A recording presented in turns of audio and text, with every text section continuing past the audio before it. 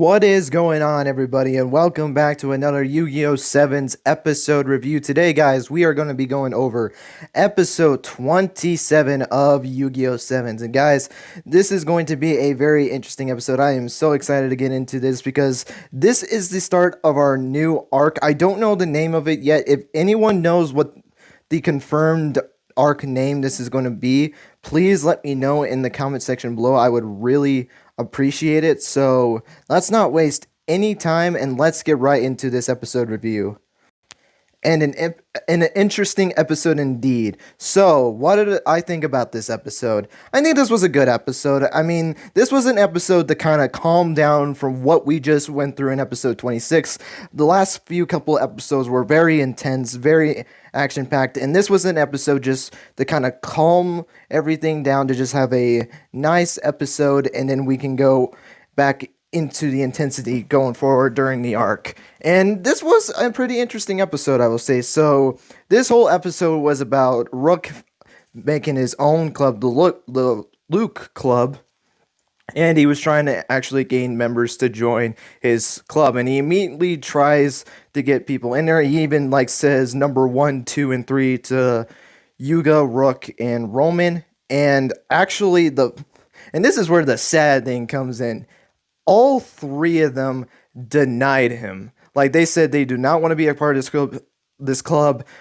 Yuga says that he does not like to deal with clubs. Roman doesn't want to deal with it because she's already in 2 clubs herself. And then Gakuto just doesn't want to be a part of the club as well. And he even tells them to clean up everything. Which, the reason why I wanted to start with this is because I remember when I watched this episode and I saw them deny them this hard, I kind of remember it back as man, that's kind of harsh. Because here's the thing, though.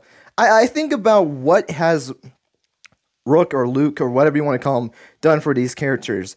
The biggest one I was surprised was Yuga. Remember, Rook was willing to give up his dual accounts to basically have Yuga the chance to actually beat Neil. And we even get in a discussion with Yuga, Roman, and Gakuto, where he does thank them for giving them accounts, because he even states in this episode that without you guys' maximum cards, I would not have been able to beat Neil. You guys helped me beat Neil. And that's where it shows the friendship that these two, honestly, all 4 of these characters have gone with each other. So I really did like that. He thanks them again for that. And then that's when we get to the whole Rook situation. So all 3 of them deny that, which again is pretty sad because of the fact of what Rook did. I think of also Roman, he finally accepted her, because remember, he always had the biggest problem with accepting her because she was a spy for Roa. And I feel like that was just a kick in the butt, because he went down the path of kind of trusting her. I almost thought he was going to bring that up again in this episode. I'm really surprised that they didn't do that, where he brought up, but if you want me to trust me, if you want me to trust you, why don't you just join my club? Because I know I can trust you to be a part of my group or something like that. So I'm very surprised they didn't go that route. And then, obviously, I think Gakuto made the most sense. I mean, Rook has not done anything. The only one I'm surprised more so is Yuga, because of what he did. I thought he would help a friend out, because this was a rush dueling club.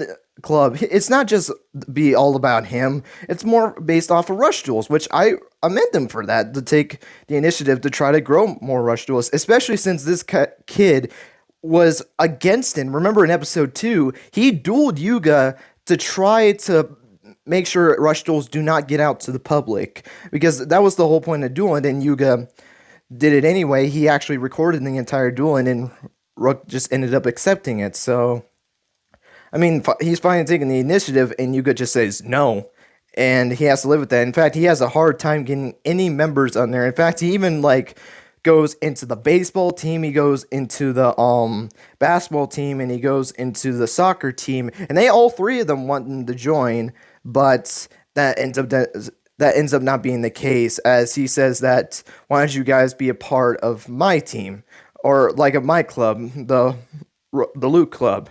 And these kids were asked, why would we want to be a part of that club? Because he even states this is going to be a rush dueling club, and it's why do we want to be a part of a club that's not about teammates, because these kids go into these clubs to be with their friends and have fun with their friends, which makes sense. That's normally when it comes to like elementary school and high school kids when they go into the different clubs or just like go into sports or something like that. They do it to go with their friends and do a sport with their friends and have a good time. And I feel like that's the same kind of case with this. And Rook says like, it's not just about like the physical like team, like the people, like it's doing with other people and having fun doing it. And he even says like my team is the deck, and he shows the deck right in front of them, and you kind of get this like weird vibe from it, which I really did like. These kids were like in shock.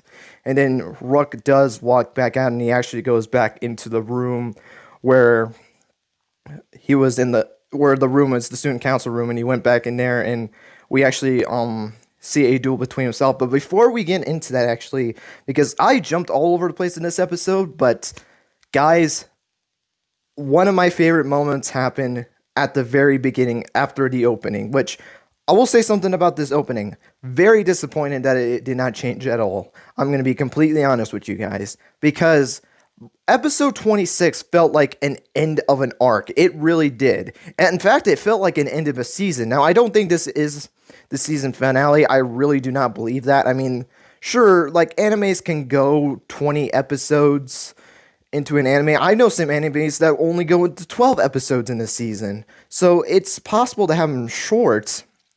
But Yu-Gi-Oh! Has never been like that. Yu-Gi-Oh! Normally goes around 40-ish episodes, I would say, in terms of episodes. So I still think we got another like 10, 20 episodes left in this arc. I feel like this arc might honestly be the last one. I'm really hoping that this arc is going to be more than 13 episodes, because both of the last two arcs were 13 episodes, which is this is going to be another 13 episode arc. This is going to last into episode 39, I believe. So hopefully it's a little bit longer, especially since I was informed what it was, because when I did my end of arc review, when I did that video, which that was a whole schedule, and I do apologize for posting that so late, because I also did the episode 27 summary on that same day. In fact, I posted that after the episode was aired. But I was spoiled of what's going to happen in 28, and I didn't even look at 28 yet. I just had looked at it, which is completely fine. I've been spoiled of many stuff. Actually, a little bit of a fun story. I actually got spoiled at Endgame. I was waiting like 2 weeks for the movie to actually finally come out in the theaters around my area, and it was just not appearing in there. And then I finally get the chance. It's like 3 days before I got the chance to go see it, and I was spoiled in the entire Endgame movie, and I was so upset. But I've been this route before. I've been spoiled on many stuff, so I'm fine with that. I don't really care, but I do know what the next arc's going to be. I'm not going to say anything because, I want to keep it non-spoilish to do for any of you new guys that don't like to normally get spoiled of stuff way ahead. So I'm not going to mention anything like that. I do know what the next arc is going to bring, so I did want to mention that. But let me get back on topic. I kind of got off topic there. We actually get the scene with Mr. Goha and the Top of Hexagon members. They actually were talking about Neil, and I kind of predicted this in my episode 27 summary, where I kind of stated that either there was two things they were going to do. Either it was going to be Neil talking to Yugioh on top of the roof, and that's where we're going to start off the episode and then go into this episode, or Neil was going to confront Mr. Goha and kind of talk to him. And that's what ends up happening. Neil goes into the door, and he goes straight up to them and says, like, I did not go against you guys. I'm not on Team Yugioh's side.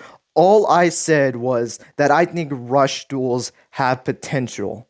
And I can't believe that this actually happened. I, honest to God, did not think this was going to happen, because Mr. Gohan laughed again. I was like, here we go. We're just going to go in another laugh. But this man spoke this episode. Holy crap. I did not think this guy was going to speak for a while. I honestly thought he was just going to laugh the entire series. It really seemed like they were going that route. And honestly, that was probably like my favorite part of this episode, because he basically states that It doesn't matter. Rush duels are our enemy, and we must basically eliminate rush duels.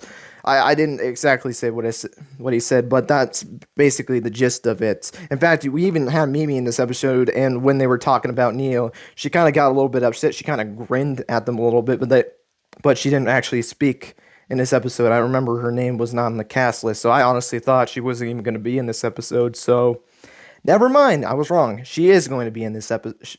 Well, she was in this episode, but she just didn't have a speaking role into it. And that was the only scene that we got from Gohan that entire time, which was very interesting. I will say, though, when I was watching this episode, he was, because we got the Rook versus Rook, was just him jumping back and forth from the table, which we kind of assumed. He was jumping back and forth from the tables, activating cards. We actually see Dragonic Slayer in this episode, which I know I might be hyping that a little bit, but Dragonic Slayer is my favorite card so far that we've seen in Yugioh Sevens. I love like the gold and black design in it. I think it looks so cool. And I'm telling you this right now, Rook dueling in that first part of the episode, I feel like it's every 6-year-old kid that watches the anime.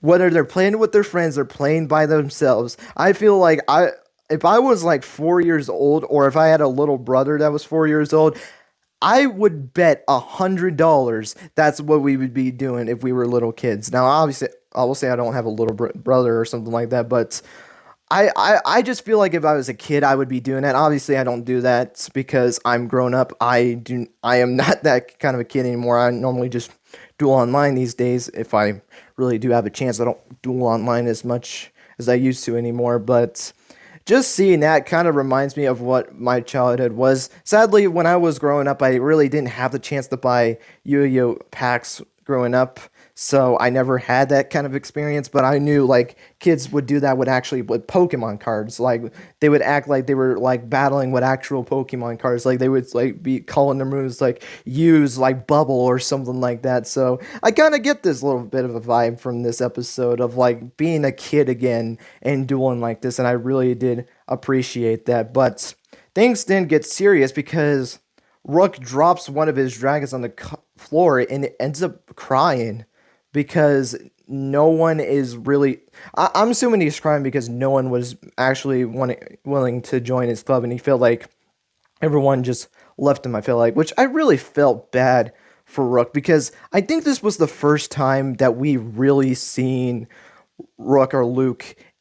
I'm gonna call him Rook because I'm used to calling him that. I'm sorry if you guys want me to call him Luke. I'm just used to calling him Rook, but this is the first time we've seen Rook in this kind of state. Sure, he's been in intense moments before, and he's kind of down on himself. I mean, episode 17, he was down on himself, but we've never seen him go to the point where he breaks down and starts crying. Like, he has been this, like, tough character from the beginning. Again, we did have that thing with episode 17, but not to this degree. Like, he literally drops down on his knees, cries. He's like, what is this weird liquid, as he's crying on his cards, and then he gets transported to this, I don't know what even the place he ended up, but he ends up actually dueling himself in his mind. You duel like a darker version of himself, and that's where we get the Rook versus Rook, the main duel. And then we actually get the other Rook summoning Dragon, I think it was Dragonic Knight and Rush Dragon Dragears, and it was able to put Rook in a situation where he only had 1,000 life points. He was able to destroy both of the monsters on the field, so which was kind of interesting. I was actually asking the question while watching the episode, like, which side is he? Is he counting? But I guess he was the one that was taking life points from the opponent first, so yeah, I guess that was kind of interesting. But then we go to his turn, and we actually do see his new ace monster, Fantastriking Dragon Maragias, which is his new ace monster, which I really love the design of this monster. It looks so cool. It kind of looks like almost like an ice dragon, I guess. That's kind of the vibe that I got from this monster. It was another Dragears type monster. In fact, it was these two dragons going up against each other. And the weird thing about this card was that Rook didn't know the card, because when he was going to actually summon the card, he didn't know what the card was. He thought he had Rush Dragon Dragears in his hand, but no, he had this card. This was just a whole new card that he had, and that's where it gets to the question of like, where did he gain this card? Obviously, he doesn't know about this card. He didn't know he had this card in his deck. So where did he get this card? Also, another weird thing is I looked back at the summary at the end of this episode. It says in the summary it says a mysterious duelist appears. I'm going to be completely honest. I thought that was a character that we were going to actually see, but there was no mysterious character that really appeared in this duel. I feel because the mysterious duelist was Rook, like his other version, unless I missed something, but all I saw was just the two Rooks. If I missed something, please, please, please let me know, and I'll mention it in like the description of the video or something like that. But I don't know what that mysterious duelist was that they were talking about. So yeah, that's just me, my fault. I might have just accidentally missed it because I watched it twice actually because I really wanted to know what did I miss, but I couldn't find it. So if you guys know, please let me know. But Rook summons this Moragias onto the field. He is able to activate his effect. It basically is Dragears, but instead of just attacking twice, the monsters on the field lose 1500 attack, which is really powerful. I feel like this is a card I feel like is going to be pretty powerful, I think. I don't know anything about the Rush dual meta. I don't even know if there is a meta yet. I bet there is since cards are being released, but I honestly really have no idea. But it's able to lower the monsters on the field's attack points, and he's able to attack twice, and is able to beat Rook to... you know what? He beats Luke. I'm going to do that. It's Rook versus Luke. How about that? We'll do it that way. But Rook is able to beat Luke, and then he goes back to his world. In fact, his friends were actually listening to the entire duel. And then Kaiser with his remarks, dude. I forgot all about that. You know, we've been through an entire arc without this character. And now I remember why I was hating this character from the beginning. I'm going to be completely honest with you guys. Oh, my voice just cracked there for a second. But he was just making the smartest remarks to Rook. Oh my gosh. But they end up going into the room after the entire duel. They see Rook looking at the whiteboard, and then his three friends decide, you know what? We want to join your club. In fact, we actually do get duels at the end of this episode. You had Luke versus Yuga, and then you had Roman versus Gakuto, which I would have loved to see a rematch between those characters, honestly, with their new ace monsters. Because she had the smashing lights, and then the I can't Prima Kataras of the I can't remember. It was Prima Kataras of the, I think it was like the Shining Lights or something like that. Yeah, those two versus like Yame Ruler and Keme Ruler would have been cool to see the new dragons against Yuga's Sevens Road Magician cards, and even like Brave of the Dawn Lie Across and what was that? Lightning Bolt Kalendar. I almost forgot that card. That was one of my favorite cards. I don't know how I almost forgot about that, but it would have been cool to see that. I think there would have been two very interesting duels, which I will just say this, and this is the first time I really will spoil something, that those two duels will not be in the next episode. I will say that, though, because I did read episode 28 summary already, so yeah, I can't wait for episode 28. I feel like, well, I already know because I read it. That's where this arc is really going to start being kicked into overdrive. So I just made a nice 5D reference there and not even meaning to do that. But we're going to end this video off here. There really isn't much else to talk about this episode. So yeah, guys, this is going to be it for this episode review. Thank you guys so much for watching. Let me know all your guys' thoughts on this episode down below. I know this one was a little bit more slower, but did you guys enjoy the episode? Did you guys think it was an okay episode? Or did you not really like this episode at all? I think it was good for what it was. But I kind of wish this episode did... Actually, something I forgot to mention. I wish this episode kind of did similar to what the episode 14 did, because that actually, in that episode, actually kicked up the plot. I feel like this one didn't really have that, unless there's something with Neil and Mr. Goha was something, but I don't know. We would just have to wait and see. But guys, that's going to be it. Thank you guys so much for watching. Until next time, guys, take care and have yourselves a great rest of your day.